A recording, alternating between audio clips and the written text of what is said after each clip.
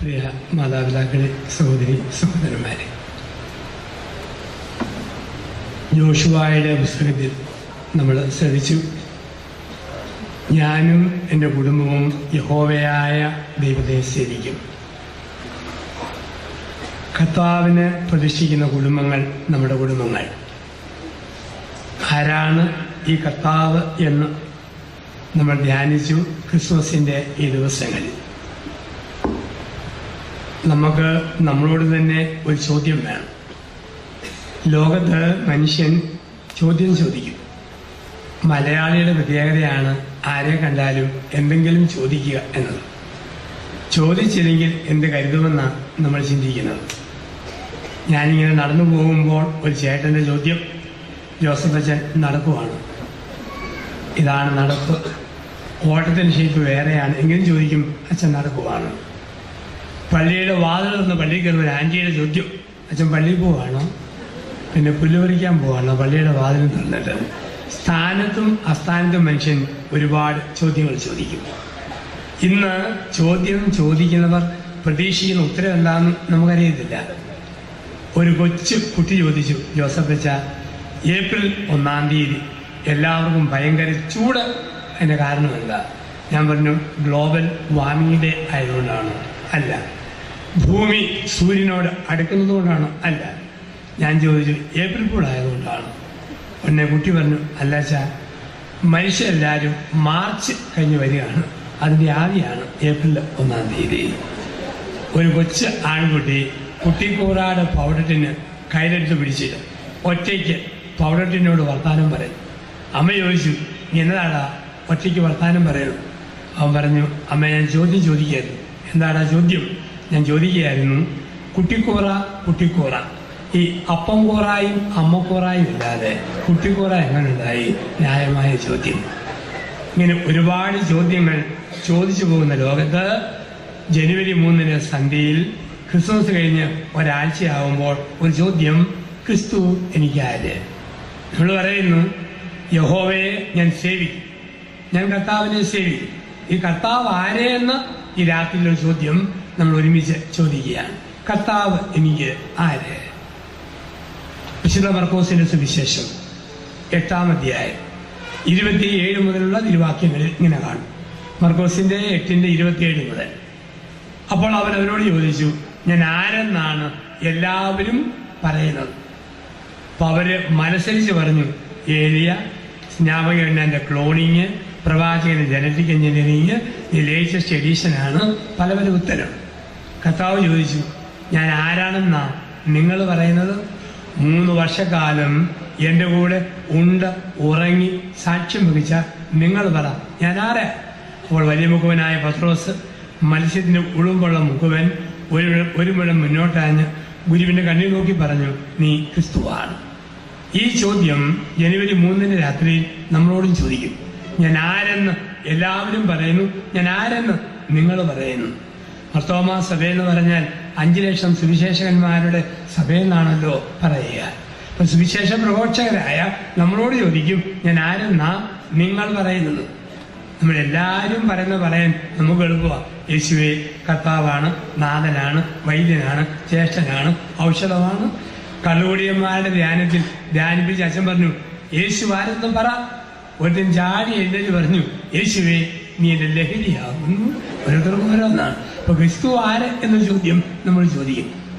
അപ്പം എല്ലാവരും പറയുന്നത് കേട്ടപ്പോൾ കർത്താവിന് സന്തോഷമില്ല. അത് പോട്ടെ, കാരണം എല്ലാവരും പറയുന്നത് അറിവിന്റെ ഉത്തരമാണ്. അറിവിന്റെ ഉത്തരം കൊണ്ട് കർത്താവിന് തൃപ്തിയില്ല. ക്രിസ്തു പറഞ്ഞു, 3 വർഷക്കാലം എൻ്റെ കൂടെ പ്രസംഗിച്ച് നടന്ന് എന്നെ അനുഭവിച്ച് നിങ്ങൾ പറ, ഞാൻ ആരാ? വലിയ മുക്കുവൻ പറഞ്ഞു, നീ ക്രിസ്തുവാണ്. അത് അനുഭവത്തിന്റെ ഉത്തരം. 1-ാമത്തെ ഉത്തരം അറിവിന്റെ ഉത്തരം, 2-ാമത്തെ ഉത്തരം അനുഭവത്തിന്റെ ഉത്തരം. അനുഭവത്തിന്റെ ഉത്തരം കർത്താവ് ആഗ്രഹിക്കുന്നു. 35-ാമത് കൺവെൻഷൻ ആഘോഷിക്കുന്ന ദിവസങ്ങളിൽ നമ്മളോടും പറയുന്നു, കർത്താവിനെ അനുഭവിക്കണം. കർത്താവിനെ അനുഭവിക്കാൻ 3 കൂട്ടർക്കേ ഭാഗ്യമുള്ളൂ. കാരണം എബ്രായർ 13-8, അവൻ ഇന്നലെയും എന്നും എന്നും ഒരേയാൾ തന്നെയാണ്. ഇന്നലകളിൽ അവനെ അനുഭവിച്ച 3 കൂട്ടർ ഇന്നും യുഗാന്ത്യം വരെ അവൻ അനുഭവിക്കാൻ പറ്റും.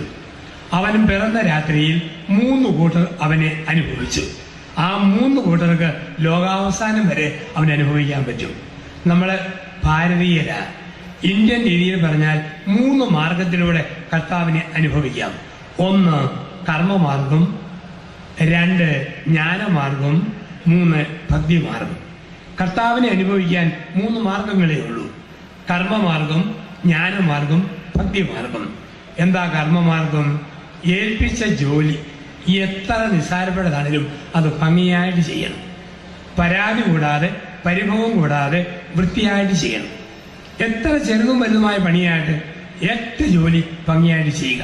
നൽകപ്പെട്ട സമയത്തിനുള്ളിൽ ഏൽപ്പിക്കപ്പെട്ട ജോലികൾ വിശ്വസ്തയോടെ ചെയ്യുന്നവർക്ക് കർത്താവിനെ അനുഭവിക്കാൻ ഭാഗ്യം ലഭിക്കും. അത് ചെയ്തതാരാ? ആട്ടിടയന്മാര്. ആട്ടിടയന്മാർക്ക് ഒരു പണിയേ ഉള്ളൂ: ഉറക്കളിച്ച് ആട്ടുംപറ്റത്തെ മേയിക്കുക, ചെന്നായിൽ നിന്നും കള്ളന്മാരിൽ നിന്നും ആടിനെ രക്ഷിക്കുക. അവർ ജീവൻ വെടിഞ്ഞും രക്ഷിക്കാൻ തയ്യാറായി. ഏൽപ്പിച്ച പണി ഭംഗിയായിട്ട് ചെയ്തു. അവർ കർത്താവിനെ അനുഭവിച്ചു. ഒരപ്പനാണ് അപ്പന്റെ പണി, അച്ഛനാണ് അച്ഛന്റെ ജോലി, അമ്മയാണ് അമ്മയുടെ ദൗത്യം, അധ്യാപകനാണ് അധ്യാപന ദൗത്യം, ഡോക്ടറാണോ, എഞ്ചിനീയറാണോ, ബാങ്ക് മാനേജറാണോ, പൊളിറ്റീഷ്യനാണോ, ജേർണലിസ്റ്റാണോ, ഏതെങ്കിലും പൊതു താഴ്ന്ന പണിയാണ്, എന്തുമാകട്ടെ ചെയ്യുന്ന പണിയോട് വിശ്വസ്തത, കമ്മിറ്റ്മെന്റ്, അവർ കർത്താവിനെ അനുഭവിക്കും. 2 ജ്ഞാനമാർഗം. എന്താണ് ജ്ഞാനമാർഗം? ഭവിഷ്യദേശത്തെ 3 ജ്ഞാനികൾ, 3 രാജാക്കന്മാർ. അവർ നക്ഷത്രങ്ങളെ കുറിച്ച് കൃത്യമായി പഠിച്ചു. ക്ഷീരപദം, സൗരയൂഥം. ശരിക്കും ശാസ്ത്രീയമായി അസ്ട്രോളജി പഠിച്ചു, അസ്ട്രോണമി പഠിച്ചു, നക്ഷത്രങ്ങളെ കുറിച്ച് മുഴുവൻ പഠിച്ചു. ചുമ്മാ പൊട്ടപ്പെടുത്തമല്ല, ആധികാരികമായ പഠിത്തം. അങ്ങനെ പഠിച്ചു കഴിഞ്ഞപ്പോൾ അവർ കൃത്യമായിട്ട് നക്ഷത്രത്തിന്റെ ഗതിയെ അനുഗമിച്ച് അവർ പുൽക്കൂടിലെത്തി. പ്രിയപ്പെട്ടവരെ, ചുമ്മാ അവിടുന്ന് വിടുന്ന 3ാം കട വായന പോരാ. ആന്തരികമായ ബൈബിൾ പഠിക്കണം, സഭയുടെ പാരമ്പര്യം പഠിക്കണം, സയൻസ് പഠിക്കണം, സാഹിത്യം പഠിക്കണം, കല പഠിക്കണം. സൂര്യന് കീഴിൽ എന്തെല്ലാം വിഷയമുണ്ടോ സകലത്തിലും പരമാവധി അറിവ് സമ്പാദിക്കണം. ഇല്ലെങ്കിൽ മുറിവൈദ്യൻ ആളെ കൊല്ലും, പൊട്ടത്തരവും പറഞ്ഞ് ഓടി നടക്കും. ആ അപകടം ഉണ്ടാകരുത്. ജ്ഞാനം വേണം, പഠിത്തം വേണം, ശരിക്കും പഠിക്കണം. ജ്ഞാനമാർഗം. അവർ ജ്ഞാനമാർഗത്തിലൂടെ ക്രിസ്തുവിലെത്തി. 3 ഭക്തിമാർഗം. അതാർക്കായിരുന്നു? മറിയത്തിന്. ലൂക്കോസ് പറയും മറിയം ഹൃദയത്തിൽ സംഗ്രഹിച്ചു. ഈ വാക്ക് യോഹന്നാൻ പറയും ഓർത്തു. ഓർത്തു എന്ന് യോഹന്നാനും സംഗ്രഹിച്ചു എന്ന് ലൂക്കോസും പറയുന്നത് ധ്യാനിച്ചു, ഹൃദയത്തിൽ ധ്യാനിച്ചു. ഭക്തിമാർഗം ഇതും ആവശ്യമാണ്. കുറച്ച് പഠിത്തവും കുറച്ച് അറിവും പോരാ, നമുക്ക് ഭക്തിമാർഗം വേണം. മർത്തോമാസഭയുടെ ഗാനങ്ങൾ, ഭക്തിഗാനങ്ങൾ ഉള്ളിൽ കാണാപാഠം വേണം. സഭാ പാരമ്പര്യങ്ങൾ സൂക്ഷിക്കണം, പ്രാർത്ഥനാ രീതികൾ സൂക്ഷിക്കണം, കുടുംബ പ്രാർത്ഥനകൾ സൂക്ഷിക്കണം. ഈ ഭക്തിമാർഗവും വേണം. ഇത് 3ഉം കൂടുമ്പോൾ കർത്താവിനെ അനുഭവിക്കാൻ പറ്റും. അങ്ങനെയാണ് കർത്താവിനെ കുടുംബത്തിന്റെ നാഥനായി, ഹൃദയത്തിന്റെ നാഥനായി ഏറ്റുപറയാൻ നമുക്കൊക്കെ കഴിയുക. ഈയിടെ ഒരു ചേട്ടൻ ചോദിച്ചു തമ്പുരാനോട്, എന്റെ ദൈവമേ, തെമ്മാടികളും പോക്കൈകളും ഒക്കെയുള്ള 2018 വേണ്ടേ നീ വന്ന് പിറക്കാൻ? എന്തിനാ പണ്ട് പാവപ്പെട്ട ഇടയന്മാരുടെ കാലത്ത് ഇരുട്ടിപ്പോയി പിറന്നത്? വരെ ആവശ്യമുണ്ടോ? ഇന്നല്ലേ പിറക്കേണ്ടത്? കർത്താവ് ചോദിച്ചു, പൊട്ട, നിനക്ക് വിവരമില്ലേ? എന്താ എടാ, ഇന്ന് എനിക്ക് പിറക്കാൻ എവിടാ ഒരു നല്ല കന്യകയും 3 ജ്ഞാനികളും ഉള്ളത്? ഇതാണ് ലോകത്തിൽ വന്നിരിക്കുന്ന മാറ്റം. ഇവിടെയാണ് കർമ്മമാർഗം, ജ്ഞാനമാർഗം, ഭക്തിമാർഗം, 3 മാർഗത്തിലൂടെ കർത്താവിനെ അനുഭവിക്കുക. എങ്കിൽ ക്രിസ്തു ആര്?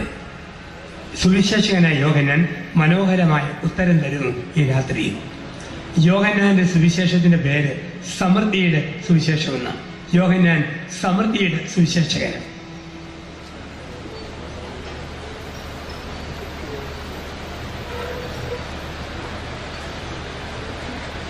യോഹന്നാന്റെ സുവിശേഷത്തിന്റെ ആദ്യ, മധ്യ, അന്ത്യത്തിൽ സമൃദ്ധി കാണിക്കും.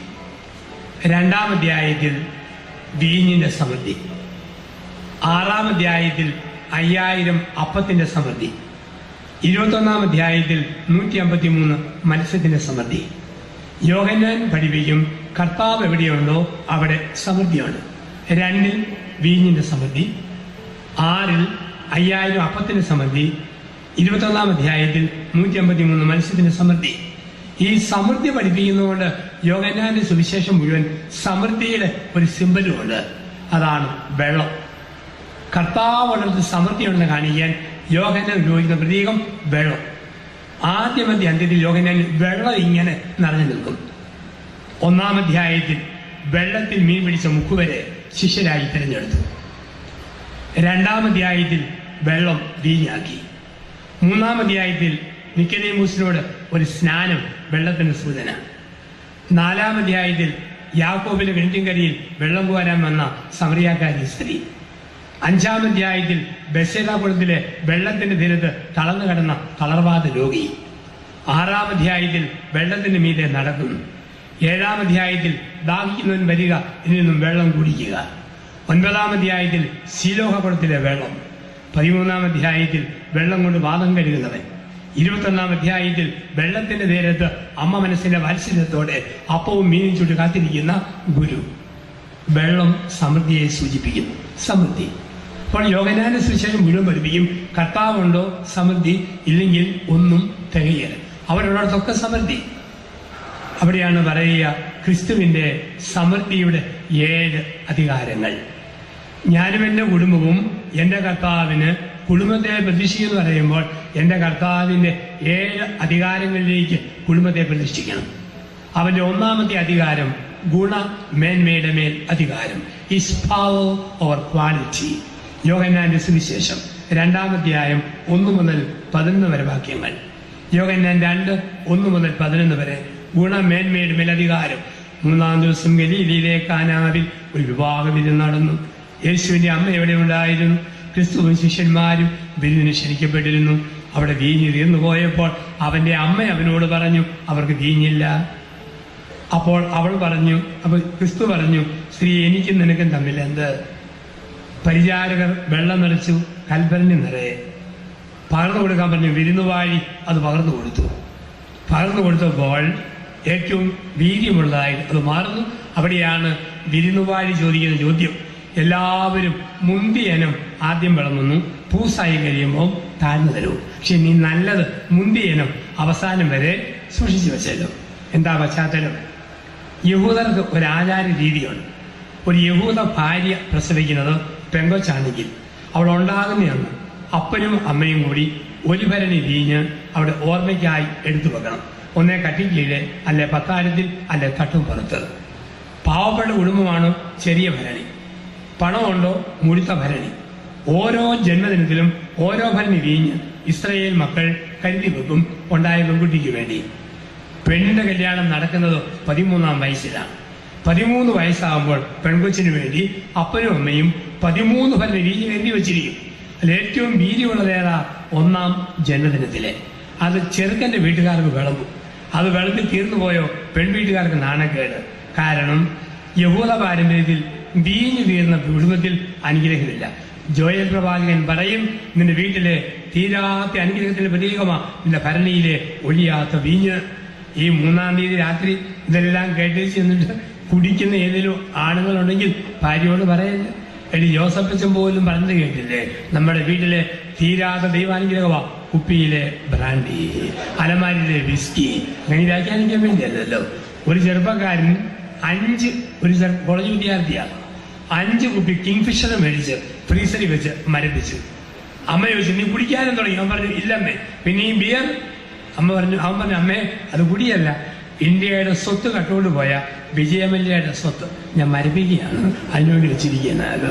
കുടിക്കുന്നവർക്ക് ന്യായീകരണമുണ്ട്, അതിന് നീതീകരണമുണ്ട്. ഇപ്പൊ ഇവിടെ പറഞ്ഞു, തീർന്നുപോയ വീഞ്ഞ് ദൈവാനുഗ്രഹം ചോർന്നു പോയ അടയാളമാണ്. ഇപ്പൊ സമൃദ്ധമായ വീഞ്ഞ് അമ്മ പ്രാർത്ഥിച്ചു, പുത്രൻ പ്രവർത്തിച്ചു, വീര്യമുള്ള വീഞ്ഞായി വാരികോരി വിളമ്പി. അപ്പോൾ വിരുന്നുവാരി പറഞ്ഞ വാക്ക് ശ്രദ്ധിക്കണം. എല്ലാവരും മുന്തിയനം ആദ്യം വിളമ്പുന്നു, പൂസായി കഴിയുമ്പം താഴ്ന്നു തരുന്നു. എല്ലാ ജീവിതത്തിലും മുന്തിയനം ആദ്യം വിളമ്പും. അത് പട്ടമാണേലും കുടുംബജീവിതമാണെങ്കിലും ഒക്കെ മുന്തിയനം ആദ്യം വിളമ്പും. ആദ്യകാലത്ത് എന്തോ ഒരു ലഹരിയ. നമ്മൾ 2 വാക്ക് പറയും, ജല്ലിക്കെട്ടും താലികെട്ടും. എന്താണ് ജല്ലിക്കെട്ട്? മര്യാദ നിൽക്കുന്ന കാളയെ ഇളകാൻ വേണ്ടി അഴിച്ചു വിടുന്നത് ജല്ലിക്കെട്ട്. താലികെട്ട് ഇളകി നടക്കുന്ന കാളയെ മര്യാദയ്ക്ക് പിടിച്ചു കിട്ടുന്നത് താലികെട്ട് എന്നാണ് പറയുക. അപ്പൊ എല്ലാത്തിനും ആദ്യകാലത്ത് ഒരു ലഹരി, കുറെ കഴിയുമ്പോൾ ഒരു മരപ്പ്, ഒരു മരവിപ്പ്. കത്തോലിക്ക സഭയിൽ 50 നോയമ്പ് കാലഘട്ടത്തിൽ ഒരു പ്രത്യേക പ്രാർത്ഥനാകർമ്മമുണ്ട്. കുരിശിന്റെ വഴി എന്ന് പറയും. ഒരു പള്ളിയിൽ ഞാൻ ധ്യാനിപ്പിക്കുക. കൂട്ടുകാരൻ അവന്റെ വീട്ടിൽ കാപ്പി കുടിക്കാൻ കൊണ്ടുപോയി. 5 മണിക്ക് കാപ്പി കുടി ഞാൻ പള്ളിയിലോട്ട് പോരുക. 5:30 പള്ളിയിൽ കുരിശിന്റെ വഴി അരമണിക്കൂർ ഒരു പ്രത്യേക ഭക്തശുശ്രൂഷ. അത് കഴിഞ്ഞ് 9:30 വരെ അച്ഛന്റെ ധ്യാന പ്രസംഗമാണ്. ഞാൻ നോക്കുമ്പോൾ 65 വയസ്സ് പ്രായമുള്ള ഒരു സ്ത്രീ വീർത്ത മുഖവുമായിട്ട് മുമ്പിൽ, 68കാരൻ കെട്ടിയവൻ വീർപ്പിച്ച മുഖമായിട്ട് പിമ്പിൽ. ഞാൻ ചോദിച്ചു, ചേട്ടാ 50 വെള്ളിയാഴ്ച കുരിശിന്റെ വഴിക്ക് പോകുന്നില്ലേ? ചേട്ടൻ പറഞ്ഞു, ആ വഴിക്ക് തന്നെ അച്ഛാ ഞാൻ പൊക്കോണ്ടിരിക്കുന്നത്. ആദ്യകാലത്ത് ലഹരി, പിന്നെ ഭാര്യ പോലും കുരിശായിട്ട് മാറുന്ന ജീവിതങ്ങൾ. അച്ഛന്മാർക്ക് കൊണ്ട് ഈ പ്രശ്നം. പട്ടം കിട്ടിയ ആദ്യകാലങ്ങളിൽ പുത്തൻ അച്ഛന്മാരും മറ്റും കുർബാന അർപ്പിക്കുന്ന കണ്ടാൽ തോന്നും ഈ കക്ഷിയായിരിക്കും വിശുദ്ധ കുർബാന കണ്ടുപിടിച്ചയാള്, സ്ഥാപിച്ചയാള്. എന്ത് ഭക്തി, ആദരവ്, ബഹുമാനം, മയം. പക്ഷെ ആദ്യകാലമൊക്കെ അച്ഛന്മാര് ആശീർവാദം കൊടുക്കുന്ന കണ്ടാൽ കുരിശിന്റെയൊക്കെ നീളം പരലോകം മുതൽ പാതാളം വരെയാണ് നീണ്ട ആശീർവാദം. പക്ഷേ 10-15 വർഷം കഴിഞ്ഞ് അച്ഛൻ ആശീർവാദം കൊടുക്കുന്ന കണ്ടാൽ പൂച്ച മണ്ണ് മാന്തിയ പോലെ ഇത്രയേ ഉള്ളൂ. വീര്യം പോയി, ലഹരി പോയി. ആദ്യകാല ലഹരി, ആദ്യകാല വീര്യം വീണ്ടും പോകാം. ഒരിക്കൽ കൂടെ വീര്യം വേണോ? ക്രിസ്തു യേശു വീണ്ടും വരണം. അവൻ കാനായിൽ വന്നു, ഗുണമേന്മ വർദ്ധിച്ചു. അവൻ കാനായിൽ വന്നു, ക്വാളിറ്റി മാറി. തണുത്തുപോയ വെള്ളം വീര്യമുള്ള വീഞ്ഞായി. പ്രിയപ്പെട്ടവർ, നിങ്ങളെല്ലാവരും സുവിശേഷം പഠിക്കുന്നവരാ. ഒരു ചിന്തയോർത്തുകൊള്ളുക, യേശു ക്രിസ്തു കടന്നു വരുമ്പോൾ ജീവിതത്തിന്റെ ഡെൻസിറ്റി മാറും. ക്രിസ്തു യേശു കടന്നു വരുമ്പോൾ ജീവിതത്തിന്റെ ഡെൻസിറ്റി, സാന്ദ്രത മാറും. അവൻ കടന്നു വരുമ്പോൾ വെള്ളത്തിന്റെ സാന്ദ്രത മാറും, വീഞ്ഞായിട്ട് മാറും. അവൻ അച്ഛനൂടെ അൾത്താരയിൽ വരുമ്പോൾ വീഞ്ഞിന്റെ സാന്ദ്രത മാറും, അത് രക്തമായിട്ട് മാറും. അവനുണ്ടോ വെള്ളം, വീഞ്ഞ്. അവനുണ്ടോ വീഞ്ഞ്, രക്തം. അവനില്ലെങ്കിലോ കുർബാന പോലും വെറും വെള്ളം, എന്തോ ഓർത്തുകൊണ്ടുള്ള ഒരു വെള്ളം. അവൻ വരുമ്പോൾ സാന്ദ്രത വർദ്ധിക്കുന്നു കർത്താവിന്റെ സാന്നിധ്യത്തിൽ. എല്ലാ ജീവിതത്തിലും അതെ. വിവാഹ ജീവിതം ആദ്യം ആരംഭിക്കുന്നത് വെള്ളത്തിലാണ്. ഇഷ്ടം കുറെ നാൾ കഴിയുമ്പോൾ സാന്ദ്രത വർദ്ധിച്ചു, സ്നേഹം അതിലേക്ക് വളരണമല്ലോ. കല്യാണത്തിന് വെറും ഇഷ്ടമാണ്. സാരിയുടെ തിളക്കം, പൊന്നിന്റെ മിനുക്കം, മൂക്കിന്റെ നീളം, ദേഹത്തിന്റെ വടിവ്, വയറിന്റെ ഷേപ്പ്, ഇതെല്ലാം കൂടെ ഭയങ്കര ഇഷ്ടമാണ്. പക്ഷെ അത് 5-6 ദിവസം കഴിയുമ്പോൾ വെറും ആവർത്തന വിരസത. പിന്നീട് വളരണം സ്നേഹത്തിലേക്ക്. 75 വയസ്സുള്ള അമ്മയ്ക്കുള്ളത് കെട്ടിയോട് ഇഷ്ടമല്ല, സ്നേഹം. 80കാരന് ഭാര്യയോട് ഇഷ്ടമല്ല, സ്നേഹം. ആ സ്നേഹമാണ് സാന്ദ്രത വർദ്ധിക്കുക. ക്രിസ്തു വരുമ്പോൾ സാന്ദ്രത വർദ്ധിക്കും. വെറും ഓർഡിനറി ഇഷ്ടം ആഴമുള്ള സ്നേഹമായിട്ട് മാറും. ഒരു നോൺ വെജ് ഹോട്ടലിൽ 75 വയസ്സുകാരൻ അപ്പനും ഒരമ്മയും കൂടി ഇരുന്ന് ചിക്കൻ ബിരിയാണി കഴിക്കുന്നു. ഇടയ്ക്കിടയ്ക്ക് സലാഡ് നക്കി കൂട്ടുന്നു, ഇതെടുത്ത് കഴിക്കുന്നു. കോളേജ് വിടാൻ നോക്കുമ്പോൾ ഒരു പൊതിയെ 2 പേരുടെ മേടിച്ചിട്ടുള്ളൂ. ആദ്യം അങ്കിള് കഴിക്കും, ആന്റിക്ക് കൊടുക്കും. ആന്റി കഴിക്കും, അങ്കിളിന് പൊക്കി കൊടുക്കും. അങ്കിള് കഴിക്കും, ആന്റിക്ക് നീക്കി കൊടുക്കും. അരമണിക്കൂർ ഇങ്ങനെ മാറി മാറി കഴിക്കുക. അപ്പം കോളേജ് വിടാൻ പറഞ്ഞു, അങ്കിൾ ആന്റി പൈസ ഇല്ലാത്തതുകൊണ്ടല്ലേ ഇത്ര കഷ്ടപ്പെടുന്നത്, ഞങ്ങളുടെ വക 2 പാഴ്സൽ മേടിച്ചത്. അപ്പൊ ഞങ്ങൾ പറഞ്ഞു, ശല്യപ്പെടുത്തരുത്, വി ആർ ഷെയറിങ്, ഞങ്ങൾ പങ്കുവെക്കുക, ശല്യപ്പെടുത്തരുത്. അപ്പൊ ചോദിച്ചു, എന്താ ഷെയർ ചെയ്യുന്നത്? ഞങ്ങളുടെ പല്ല് ഞങ്ങൾ ഷെയർ ചെയ്യുക. ആദ്യം അങ്കിള് കഴിക്കും, പിന്നെ ആന്റിക്ക് കൊടുക്കും. ആന്റി കഴിക്കും, അങ്കിളിന് കൊടുക്കും. ഇഷ്ടം സ്നേഹമായിട്ട് മാറുമ്പോൾ പങ്കുവയ്ക്കൽ ആരംഭിക്കും. സ്നേഹമായിട്ട് മാറുമ്പോൾ അവൻ വരുമ്പോൾ സാന്ദ്രത വർദ്ധിക്കും. ക്രിസ്തു വരുമ്പോൾ ഇപ്പൊ കാന പഠിപ്പിക്കുന്നു, അവന്റെ സാന്നിധ്യത്തിൽ വർദ്ധിക്കുന്ന സാന്ദ്രതയുടെ ഒരു വാഗ്മയ ചിത്രം. അപ്പം ഈ കാന 3 ആത്മീയ ചിന്തകൾ തന്നു വേണം ഇന്ന് രാത്രി നിങ്ങളെ വീട്ടിലേക്ക് അയക്കുവാൻ, ഹൃദയത്തിൽ സൂക്ഷിക്കുവാൻ. കാന തരുന്ന 3 സ്പിരിച്വൽ റിഫ്ലക്ഷൻസ്, ആത്മീയ വ്യാഖ്യാനങ്ങൾ. 1, എന്റെ ജീവിതത്തിൽ, കുടുംബത്തിൽ പ്രശ്നം വരുമ്പോൾ പരിഹാരം തരുന്നവൻ പന്തലിന്റെ അകത്താണ്, പന്തലിന്റെ പുറത്തല്ല. എന്നാണ് ഒന്നാമത്തെ ചിന്ത. കുടുംബജീവിതത്തിൽ, വ്യക്തി ജീവിതത്തിൽ നമുക്കൊക്കെ പ്രശ്നം ഉണ്ടാകുമ്പോൾ പരിഹാരം തരുന്നവൻ പന്തലിന്റെ പുറത്തല്ല, പന്തലിന്റെ അകത്താണ്. നിങ്ങൾക്കൊരു പ്രശ്നം വരുമ്പോൾ ആരെയും തേടി പോകണ്ട, ഒത്തിരി ഉപദേശമൊന്നും വേണ്ട. വേദപുസ്തകം എടുത്ത് വെറുതെ വായിക്കുക. സഭയുടെ പരമ്പരാഗത പ്രാർത്ഥന ചുമ്മാ ഉരുവിടുക. ദൈവമേ നോർത്ത് കുരിശേ നോക്കി ഒരേ സമയം ഇരിക്കുക. പ്രശ്നം വരുമ്പോൾ പരിഹാരം തരുന്നവൻ പന്തലിന്റെ പുറത്തല്ല, പന്തലിന്റെ അകത്താണ്. രണ്ടാമത്തെ ആത്മീയ ചിന്ത, ജീവിതത്തിൽ കണക്കുകൂട്ടലുകൾ തെറ്റുമ്പോൾ പിടിച്ചു നിൽക്കാൻ പറ്റണോ, ക്രിസ്തുവിനെ ഹൃദയത്തിൽ ക്ഷണിച്ചിരിക്കണം. ജീവിതത്തിൽ തകർച്ചകളും പ്രതിസന്ധികളും വരുമ്പോൾ തളരാതെ നിൽക്കണോ, ക്രിസ്തുവിനെ ജീവിതത്തിൽ ക്ഷണിക്കണം. കാനായിലെ വീട്ടിൽ കണക്കുകൂട്ടലുകൾ തെറ്റിപ്പോയി. അങ്ങനെ തെറ്റിയപ്പോഴും അവർക്ക് പിടിച്ചു നിൽക്കാൻ പറ്റിയത് കർത്താവിനെ മുൻകൂട്ടി ക്ഷണിച്ച്. കർത്താവിനെ മുൻകൂട്ടി ക്ഷണിച്ചവർക്ക് എന്തു വന്നാലും പിടിച്ചു നിൽക്കാൻ പറ്റും.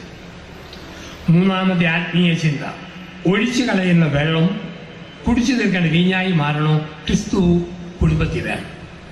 ഒഴിച്ചു കളയുന്ന വെള്ളം കുടിച്ചു തീർക്കുന്ന വീഞ്ഞായി മാറണോ, ക്രിസ്തു കുടുംബത്തിൽ വേണം. കാനായിലെ വീട്ടിൽ 6 ഭരണികൾ ഒഴിച്ചു കളയുന്ന വെള്ളം അത് കുടിച്ചു തീർക്കുന്ന വീഞ്ഞായി മാറി ക്രിസ്തു വന്നപ്പോൾ. അടൂര് പ്രദേശത്തൊക്കെയുള്ള മർത്തോമാ സഭയിലൊക്കെ നമുക്കറിയാം, സമ്പത്തുള്ള ധാരാളം ആളുകൾ നിങ്ങൾക്കൊണ്ട് ഒഴിച്ചു കളയുന്ന വെള്ളം, ഒരു വീട് ഹൗസ് വാമിങ്ങിന് ലഹരി വിളമ്പുമ്പോൾ ഒഴിച്ചു കളയുന്ന വെള്ളം, ആവശ്യമില്ലാതെ പെണ്ണുങ്ങൾ സാരി മേടിച്ച് കൂട്ടുമ്പോൾ അത് ഒഴിച്ചു കളയുന്ന വെള്ളം, ഇഷ്ടം പോലെ സ്വർണം മേടിച്ച് കൂട്ടുമ്പോൾ ഒഴിച്ചു കളയുന്ന വെള്ളം. നമുക്കറിയാം പെണ്ണുങ്ങൾക്ക് വലിയ ബലഹീനതയാണ് സാരി. എത്ര ഈ അവധിക്ക് വരുമ്പോഴത്തേക്ക് കാണാം ചില പാലായിൽ കരിക്കിലത്തുകാരുടെ ഒരു കട തുറന്നു, ജൗളിക്കട. പെണ്ണുങ്ങളുടെ ഓട്ടം കടന്ന് ആദ്യമായിട്ട് അവർ തുണി കൊടുക്കുന്നു. എന്നാ ആർത്തിയും വെപ്രാളുവാ അന്ന് കാണിക്കുന്ന കാട്ടായം കാണണം. 8ൽ പഠിക്കുന്ന കുട്ടി സ്കൂളിൽ നിന്ന് വീട്ടിൽ വന്നു. അപ്പനോട് പറഞ്ഞു, എൻ്റെ അപ്പ സ്കൂളിൽ ഒരു മാജിക്കുകാരൻ. എന്തൊരു മാജിക്കാ? എന്താടാ കാണിച്ചത്? 10 രൂപയുടെ നോട്ട് മേടിച്ച് വായിലോട്ട് വെച്ചു, തോരണം പുറത്തേക്ക് വലിച്ചു നീട്ടി. എന്തൊരു മാജിക്? അപ്പം പറഞ്ഞു, അതാണോ മാജിക്? നിന്റെ അമ്മയുടെ മാജിക്കല്ലേ മാജിക്.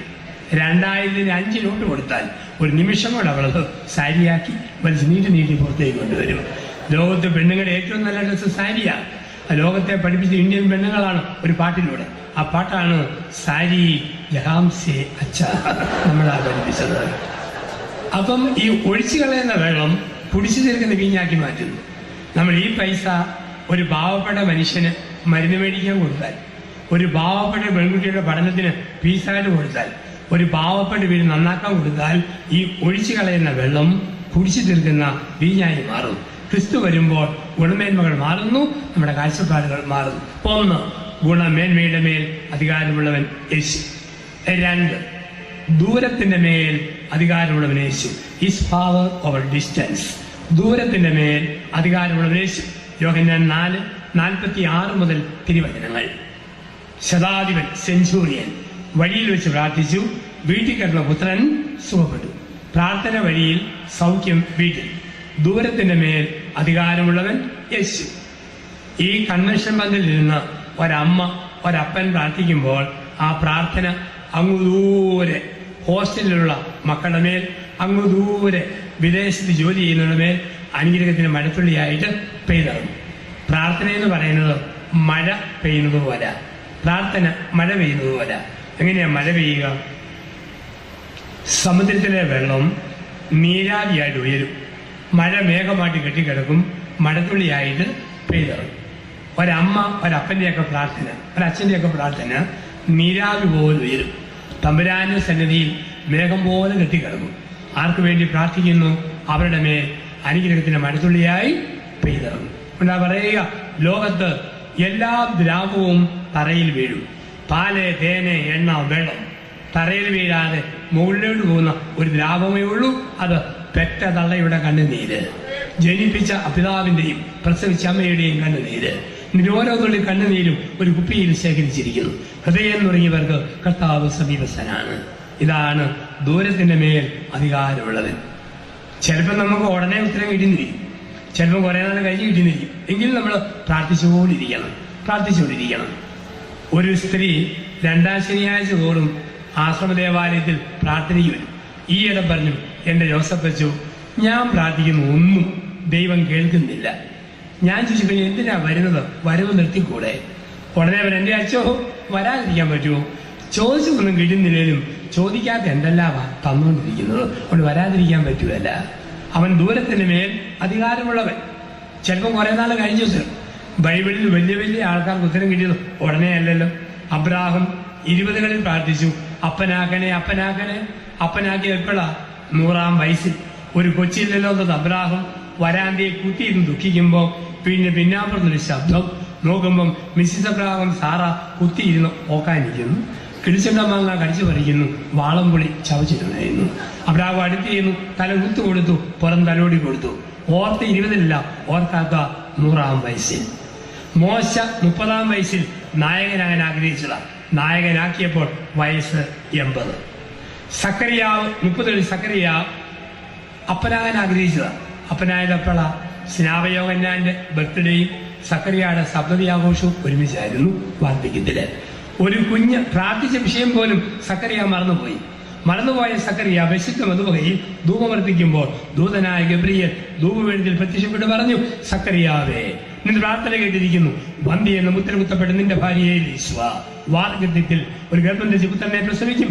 യൂദയായുടെ മരുഭൂമിയിൽ ക്രിസ്തുവിന് പാതയൊരുക്കുന്ന യോഹന്നാൻ മഗ്ദാനി എന്ന് അവൻ അറിയപ്പെടും.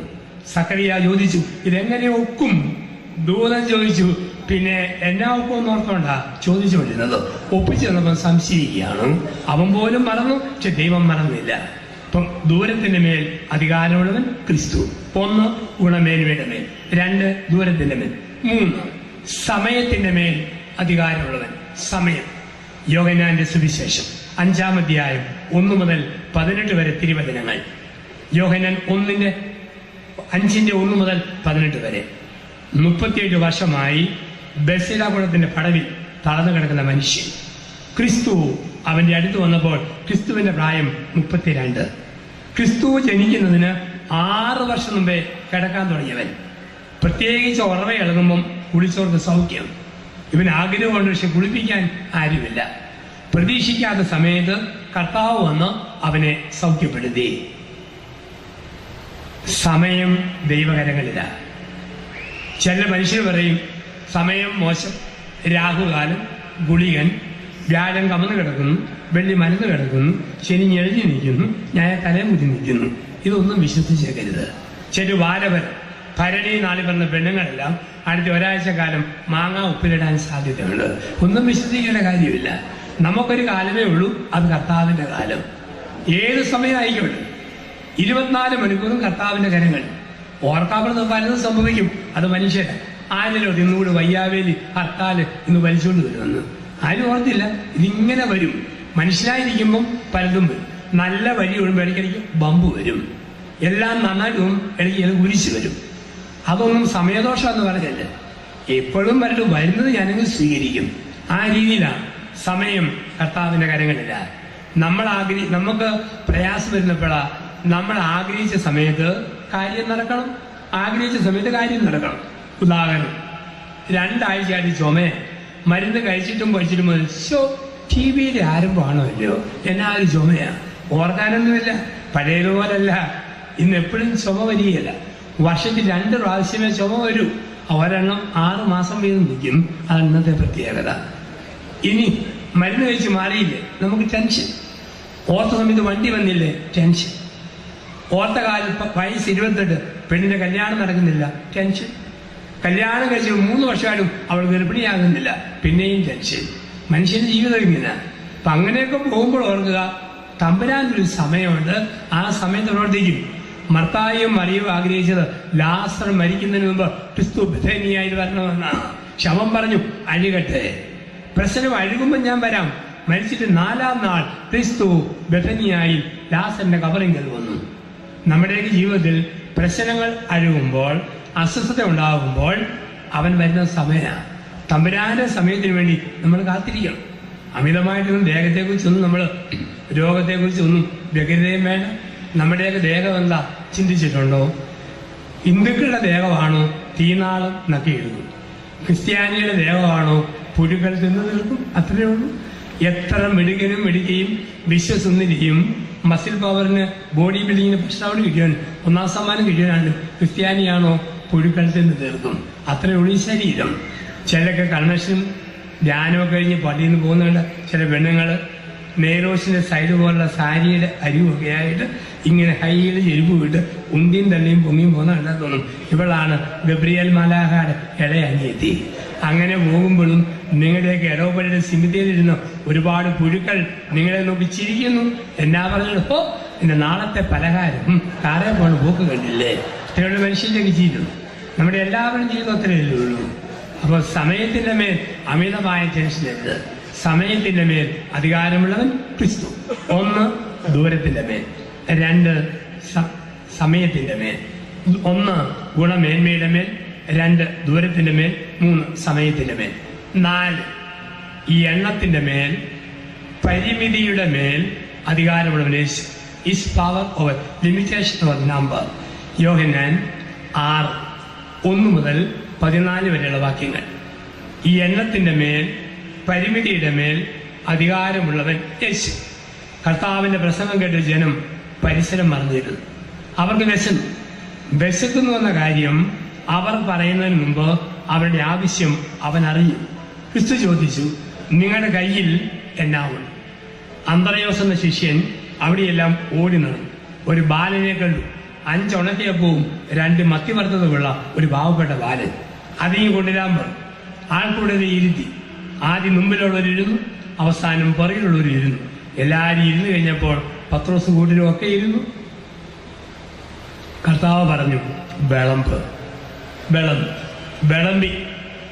എല്ലാവരും കഴിച്ചു. സ്ത്രീകളും കുട്ടികളും ഒഴികെ 5000 പുരുഷന്മാർ കഴിച്ചു. അത് കഴിഞ്ഞിട്ടും 12 കുട്ട ബാക്കി വന്നു. 5000 പുരുഷന്മാർ കഴിച്ചെന്ന് പറഞ്ഞാൽ ഓർത്താൽ മതി. 10000 പെണ്ണുങ്ങളും 15000 പിള്ളേരുമുണ്ട്. 5000 പുരുഷന്മാരാണ് മതി.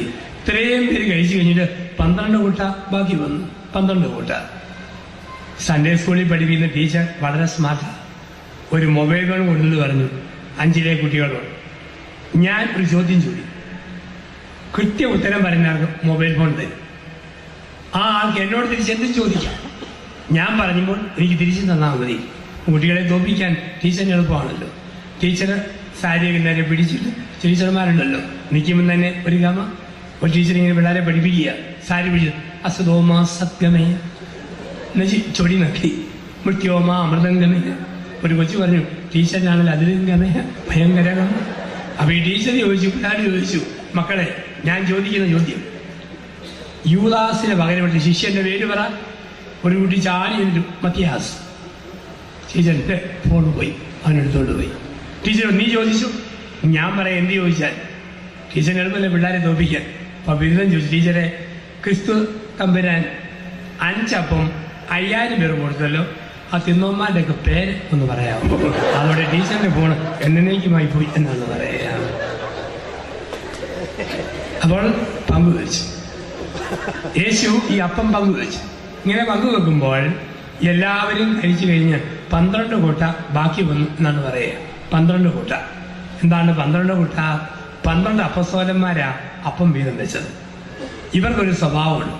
കർത്താവിന്റെ ബാസ്കറ്റിൽ നിന്ന് അപ്പം എടുത്ത് ജനത്തിന്റെ ഇലയെ വിളമ്പും ഓരോ പ്രാവശ്യവും പറഞ്ഞു, തമ്പുരാനെ തികയുവോ ആവോ. ഈ പഞ്ഞത്തരവും പറഞ്ഞുകൊണ്ട് വിളമ്പിയ ഓരോരുത്തരുടെയും നിലയിൽ ഓരോ കുട്ട വീതം കൊടുത്തുകൊണ്ട് മേലിൽ പീറവർത്താനം പറയല് ഇതിന് ചുവന്നുകൊണ്ട് പോകും. 12 പേരെയും ചോദിച്ചു. നമ്മളൊക്കെ ക്രിസ്തുവിന്റെ സഭയിൽ അപ്പോസ്തലിക പാരമ്പര്യമുള്ളവർ തെളിവുകളാണ്. എന്നാ ഉള്ളിലും ഇല്ലേ. ഈ പറച്ചിലുള്ളോ ശിഷ്യന്മാരിൽ നിന്നും നമ്മൾ കൃത്യമായിട്ട് വരുന്ന ഒരു അപ്പോസ്തലിക പാരമ്പര്യമാണ്. പങ്കുവെച്ചു. ഇവിടെ സംഭവിച്ചത് എന്താ?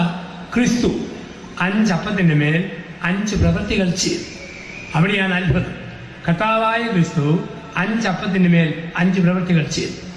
1 അവൻ എടുത്തു, 2 ഉയർത്തി, 3 വാഴ്ത്തി, 4 മുറിച്ചു, 5 കൊടുത്തു. വിശുദ്ധ കുർബാനയിൽ ബഹുമാനപ്പെട്ട വൈദികർ വിശുദ്ധ മധുബകയിൽ പരിശുദ്ധ അൾത്താരയിൽ ചെയ്യുന്ന 5 കർമ്മങ്ങൾ. അപ്പം വർദ്ധിപ്പിച്ചപ്പോഴും വിശുദ്ധ കുർബാന സ്ഥാപിച്ചപ്പോഴും 5 പ്രവൃത്തികൾ എൻ്റെ കർത്താവ് ചെയ്തു.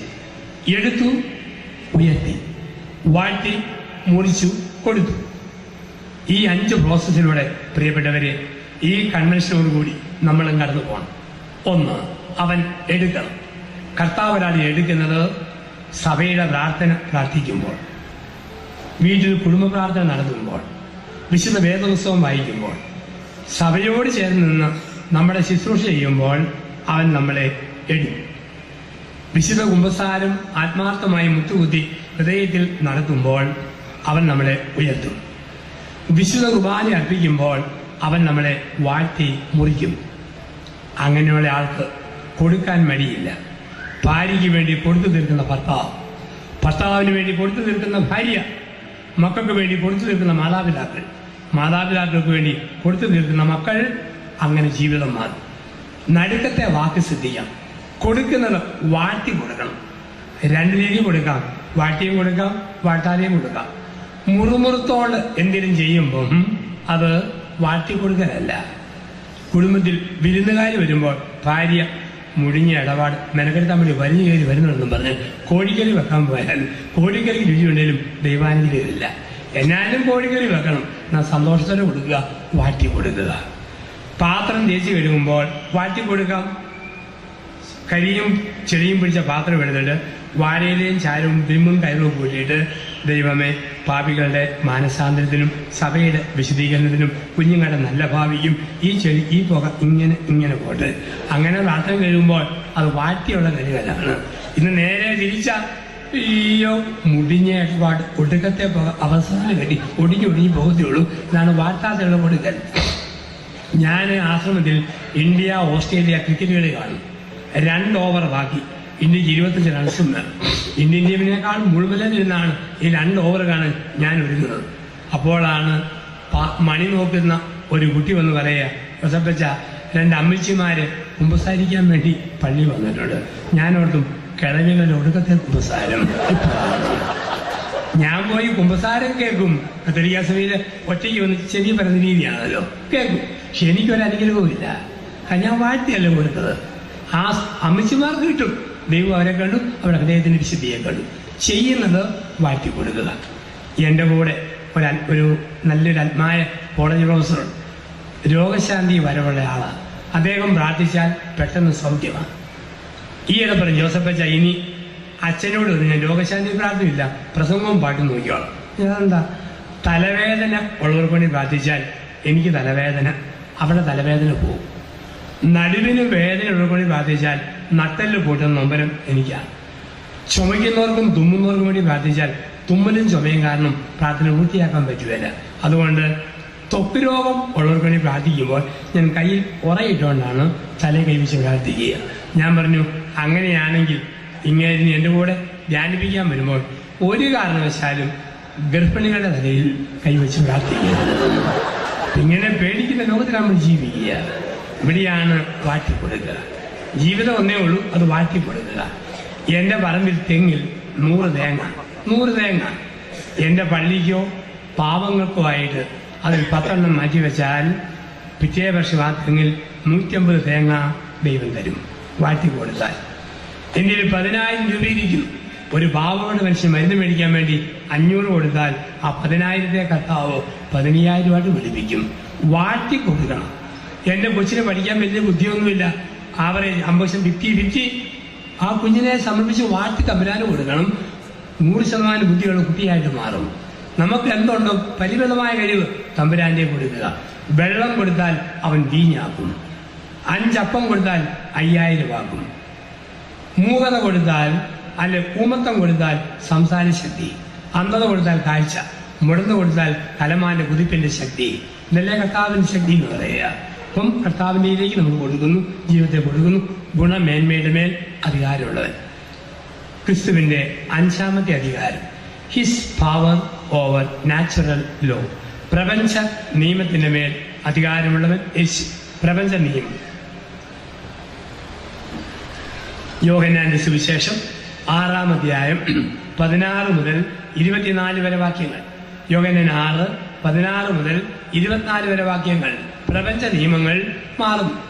ഒരു രാത്രി പത്രോസും കൂട്ടരും വള്ളത്തിന്റെ അമരത്ത് തല വെച്ച് കിടന്നുറങ്ങുമ്പോൾ പാതിരാത്രി 12 മണിക്ക് വെള്ളത്തിൽ ഓളം വെട്ടുന്ന ശബ്ദം. പത്രോസ് നോക്കുമ്പോൾ കടലാസ് വെള്ളം വെള്ളത്തിൽ പൊങ്ങി വരുന്ന പോലെ, ഒതളങ്ങ ഓളങ്ങളിൽ തുള്ളുന്നത് പോലെ ഒരു ശരീരം ഒഴിയൊഴി വരുന്നു. ഫിസിക്സിലെ ഒരു തിയറിയാണ് ഓസ്മോസിസ് തിയറി. ഓസ്മോസിസ് തിയറി എന്ന് പറഞ്ഞാൽ ഡെൻസിറ്റി കൂടിയത് ഡെൻസിറ്റി കുറഞ്ഞതിൽ നൊത്തിറങ്ങും, സാന്ദ്രത കൂടിയത് സാന്ദ്രത കുറഞ്ഞതിലേക്ക് നൊത്തിറങ്ങും. മനുഷ്യന്റെ ദേഹത്തിന് വെള്ളത്തേക്കാൾ ഭാരമുള്ളതുകൊണ്ട് വെള്ളത്തിൽ ശരീരം താന്നു പോകും. കല്ലിന് വെള്ളത്തേക്കാൾ ഭാരമുള്ളതുകൊണ്ട് കല്ല് വെള്ളത്തിൽ താന്നു പോകും. അത് ഫിസിക്സിലെ ഓസ്മോസിസ് തിയറിയാണ്. അത് അങ്ങനെ താന്നില്ലെങ്കിൽ തിയറി മാറുക. ഇപ്പോഴത്തെ മനുഷ്യനല്ല. ഭൂതമായിരിക്കും, എന്തു തോന്നിയാലും ഉടനെ വിളിച്ചു വരുന്ന പത്രോസ് അലറി പറഞ്ഞു, ഭൂതം ഭൂതം ഭൂതം വരുന്നേ. ക്രിസ്തു പറഞ്ഞു, പത്രോസെ ഇത് ഭൂതമല്ല, നിന്റെ ഭൂതകാലം കാണാപ്പാടം പഠിച്ച നിന്റെ ഗുരുവും കർത്താവുമാണ്. നിന്നോടത് വള്ളത്തിന്റെ അമരങ്ങളിൽ പ്രസംഗിച്ച് അന്തിയുറങ്ങിയ നിന്റെ ഗുരുവും കർത്താവും. സംശയമുള്ളൂ? നിന്റെ അമ്മായിയമ്മയുടെ 105 ഡിഗ്രി പനി ഒറ്റ ഒപ്പിന് പൊക്കി മാറ്റിയ നിന്റെ ഗുരുവും കർത്താവുമാണ് ഞാൻ. കത്തോലിക്കാ സഭയിലെ ബൈബിളിന്റെ ട്രാൻസ്ലേഷൻ പറഞ്ഞിരിക്കുന്നു, പത്രോസിന്റെ ഭവനത്തിൽ പത്രോസിന്റെ അമ്മായിയമ്മ കലശലായി പനി പിടിച്ച് കിടക്കുകയാണ്. കലശലായി പനി പിടിച്ച് കിടക്കുന്നു. അന്ന് ആ ട്രാൻസ്ലേഷൻ കിടക്കുക. 5 കാറ്റഗിസം പഠിപ്പിച്ച ടീച്ചർ ചോദിച്ചു, അബ്രഹാമിന്റെ മക്കളെ പ്രസവിച്ച 2 പെണ്ണുങ്ങളുടെ പേര് പറയാവോ? ഒരു കുട്ടി പറഞ്ഞു ഹാഗാർ, സാറ. സെബദീപുത്രന്മാരുടെ പേര് പറയാവോ? യാക്കോബ്, യോഹൻ. പത്രോസിന്റെ അമ്മായിമ്മയുടെ പേര് പറയാവോ? പിള്ളേർ അവർ പഠിപ്പിച്ചിട്ടില്ല. ഒരു കുട്ടി പറഞ്ഞു, പഠിപ്പിച്ചില്ലല്ലോ അറിയാം, ഹീബ്രു ഭാഷയിലാണ് ആ പേര്. എന്താ പേര്? അവൻ പറഞ്ഞു മിസ്സിസ് കലശലായി എന്നാണ്. കാരണം ബൈബിളിൽ പറഞ്ഞിട്ടുണ്ട് പത്രോസിന്റെ അമ്മായിമ്മ കലശലായി പനി പിടിച്ച് കിടന്നതാന്ന് ഒരു വാക്ക് പറഞ്ഞിട്ടുണ്ട്. അപ്പൊ നിന്റെ അമ്മായിമ്മയുടെ പനി തൊട്ടു മാറ്റിയ നിന്റെ ഗുരുവും കർത്താവുമാണ് ഞാൻ. പത്രോസ് പറഞ്ഞു, അങ്ങനെയെങ്കിൽ ഈ ടെക്നിക്ക് എന്നെ കൂടെ പഠിപ്പിക്കാവും. നടക്കാൻ പറഞ്ഞു. പത്രോസ് നടന്നു. വെള്ളത്തിന്റെ മുകളിലൂടെ നടന്നുകൊണ്ട് കർത്താവ് പഠിപ്പിച്ചു. പ്രപഞ്ച കർത്താവിന്, പ്രപഞ്ച നിയമങ്ങൾ എഴുതിയവന് അത് മാറ്റി എഴുതാനും പറ്റും. ജ്ഞാനത്തിന്റെ പുസ്തകം, ദ ബുക്ക് ഓഫ് വിസ്ഡം, 16-ാം അധ്യായം 12-ാം തിരുവചനം. മരുന്നോ ലേപനൌഷധമോ അല്ല, സുഖപ്പെടുത്തുന്ന നിന്റെ വചനമാണ് സൗഖ്യങ്ങൾ. മത്തായി സുവിശേഷം 8:16. സന്ധ്യയായപ്പോൾ അവന്റെ അടുക്കൽ വന്ന എല്ലാ രോഗികളെയും പിശാചി ബാധിതരെയും അവൻ വചനത്താൽ സൗഖ്യപ്പെടുത്തി. പ്രപഞ്ച നിയമങ്ങൾ മാറുന്നു, മാറ്റുന്നവനാ ദൈവം. ഡോക്ടർ രോഗിയെ പരിശോധിച്ചിട്ട് പറയുക, കൂടിയാൽ 6 മാസം, ഏറിയാൽ 9 മാസം. കൊതിയുള്ള ഭക്ഷണം കൊടുത്തേരെ, ഇഷ്ടമുള്ളവരെ വിളിച്ച് കാണിച്ചേരെ. പറഞ്ഞ ഡോക്ടർ മരിച്ചിട്ട് 10-ാം വർഷം. രോഗി ഇന്ന് നല്ല കതിനാക്കുറ്റി പോലെ ഉരുണ്ട് നടക്കുന്നു. പ്രപഞ്ച നിയമങ്ങൾ മാറ്റുന്നവൻ ദൈവമാണ്.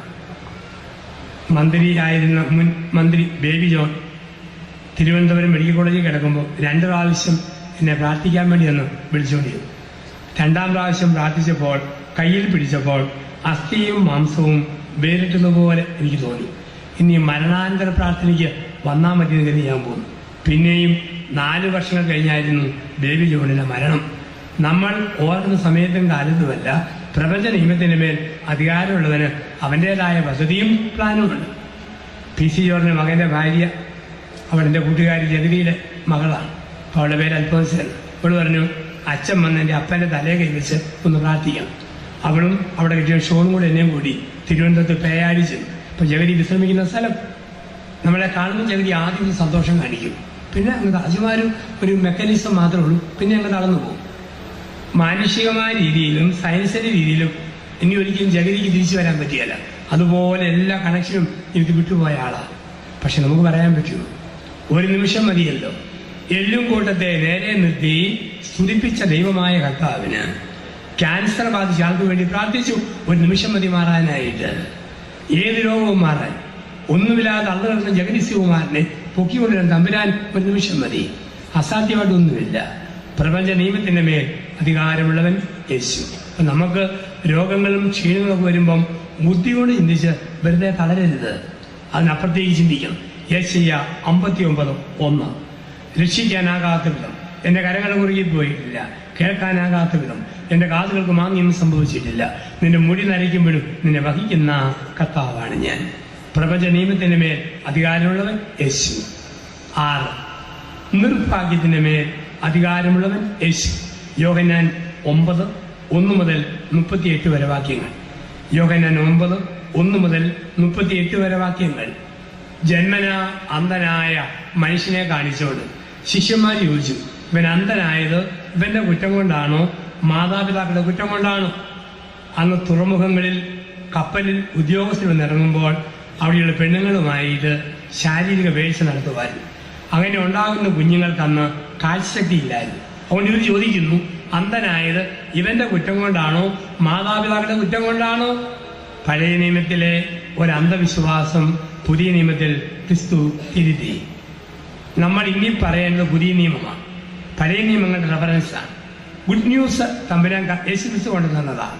അത് കൂടുതലായിട്ട് നമ്മൾ പ്രഘോഷിക്കണം പറയാൻ. പഴയ നിയമം റെഫറൻസായിട്ട് അവിടെയാണ് പണ്ടുണ്ടായ അന്ധവിശ്വാസം കർത്താവ് തിരുത്തി. ലോകത്താർക്കെങ്കിലും തകർച്ച വന്നാൽ അത് അപ്പനമ്മമാരുടെ കുഴപ്പമാ. തമ്പുരാൻ പറഞ്ഞു, എന്റെ സുവിശേഷം ഇനി അങ്ങനെ ഒരിക്കലും പറയല്ലേ. അന്ധതയുണ്ടായത് ദൈവമഹത്വം കാണാൻ വേണ്ടിയിട്ടാണ്. ഇതിന്റെ വ്യാഖ്യാനം അല്പം ചിന്തിച്ച് നമ്മൾ ഓർത്തോണം. ജീവിതം ഒരു ഗെയിമാണ്. ജീവിതം ഒരു ഗെയിമാണ്. എവിടെയെല്ലാം ഗെയിമുണ്ടോ അവിടെയെല്ലാം ഫൗളുണ്ട്. ഫൗളില്ലാത്ത ഗെയിമില്ല. ഗെയിമിനെല്ലാം റെഫറിയുണ്ട്. കളിക്കേണ്ടവർ ഫൗൾ നോക്കി നിന്നാൽ ഒന്നും നടക്കുകയില്ല. കളി നടക്കണോ, കളിക്കേണ്ടവർ കളിക്കണം. ഫൗൾ നോക്കേണ്ടവൻ ഫൗൾ പിടിക്കും. ജീവിതം ഒരു ഗെയിമാണ്. ഇതിലെ ഫൗളാണ് അന്ധൻ, ബധിരൻ, ഊമൻ, വികലാംഗൻ. അത് ജീവിതത്തിന്റെ ഫൗൾ. ആ ഫൗളിന് പകരം കരയാൻ നിങ്ങളെ ആരെയും വിളിച്ചിട്ടില്ല. നമുക്ക് പറ്റുന്ന നന്മ അവർക്ക് ചെയ്തു കൊടുക്കുക. ഫൗളിന്റെ കാര്യം ഗെയിം നിന്നിരിക്കുന്ന റെഫറിയായ കർത്താവ് നോക്കും. ആർക്കും പകരം പറഞ്ഞ് കരഞ്ഞ് നിരീശ്വരവാദിയാകണ്ട. സിറിയയിൽ കൊല്ലപ്പെട്ടപ്പം ദൈവം എവിടെ? ഇറാഖിൽ വധിക്കപ്പെട്ടപ്പോൾ ദൈവം എവിടെ? നൈജീരിയയിൽ സംഭവിച്ച ദൈവം എവിടെ? ഇതുകൂടി ചോദ്യം നമ്മൾ ചോദിക്കേണ്ടതല്ല. അത് ദൈവമെന്നാൽ അവർ തീരുമാനിക്കും. നമുക്ക് ഈ മരിച്ചവർക്കൂടെ പകരം ഈ ഗെയിമിൽ എന്ത് ചെയ്യാൻ പറ്റും? കൊച്ചു കൊച്ചു നന്മ ജീവിതത്തിൽ ചെയ്ത് കടന്നു പോവുക. അതാണ് മനുഷ്യന്റെ വിളി. മനുഷ്യന്റെ കുറിച്ചുള്ള ദൈവത്തിന്റെ ഉദ്ദേശമില്ല.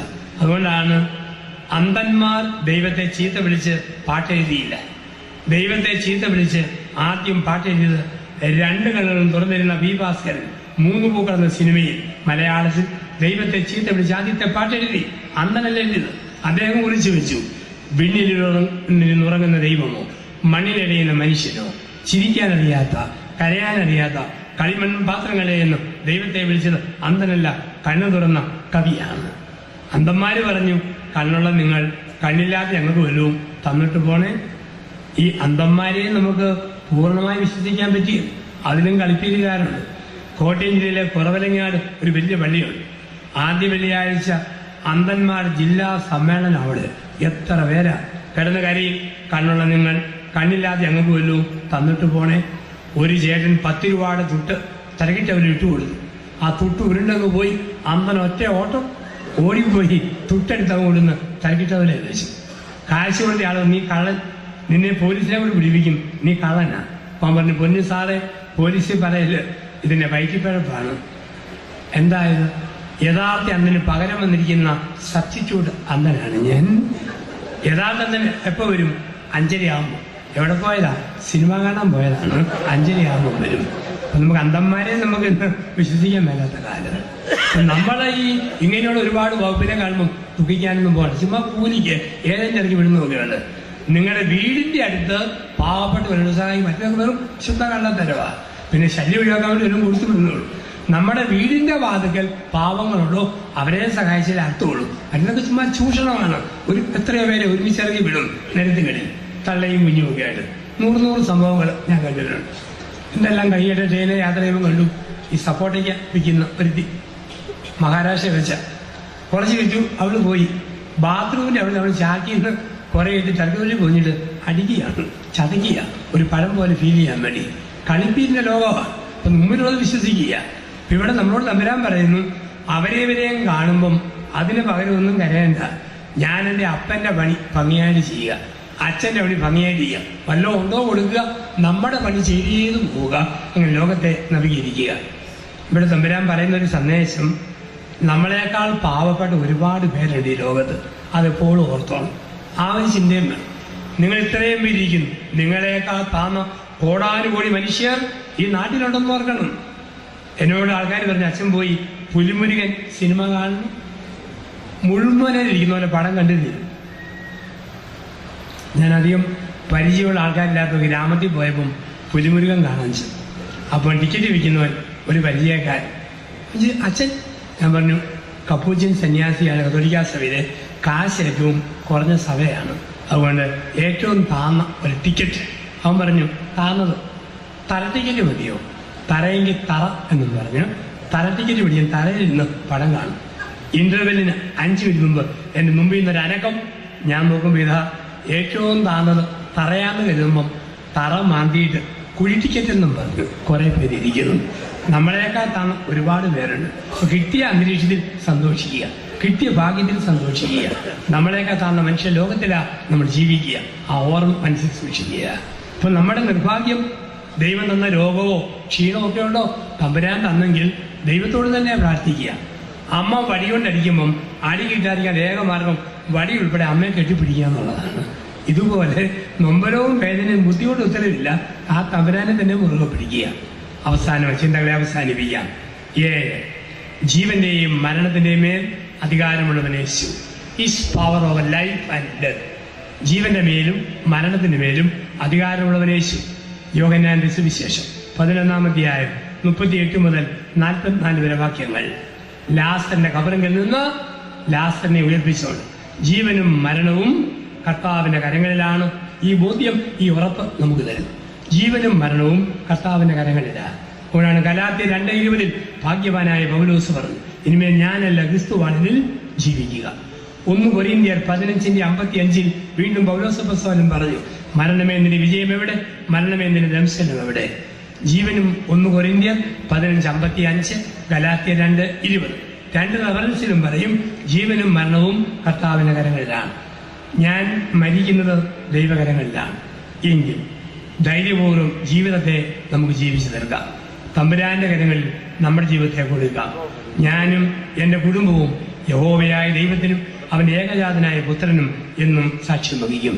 ആ ക്രിസ്തുവിന്റെ പരമാധികാരത്തിന് നമ്മുടെ കുടുംബത്തെ വിധേയപ്പെടുത്തിക്കൊണ്ട് ഒരു പുതിയ ആകാശം, ഒരു പുതിയ ഭൂമിയിലേക്ക് 2019 നമുക്ക് പ്രവേശിക്കാം.